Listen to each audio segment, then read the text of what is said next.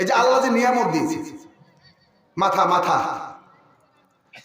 মাথার ভিতর যে মগজ, বিজ্ঞান প্রমাণ করেছে যখন কোনো বান্দা সেজদা দেয়, শুনতেছেন, সেজদায় যদি 30 সেকেন্ড থাকে, 30 সেকেন্ড থাকার কারণে আল্লাহ রাব্বুল আলামিন বান্দার মাথার মগজটাকে রিফাইন করে, ফ্রেশ করে। সুবহানাল্লাহ। যে রিফাইন করতে বর্তমানে বাংলাদেশি টাকা প্রায় 5 লক্ষ টাকা লাগবে একবার। কত টাকা?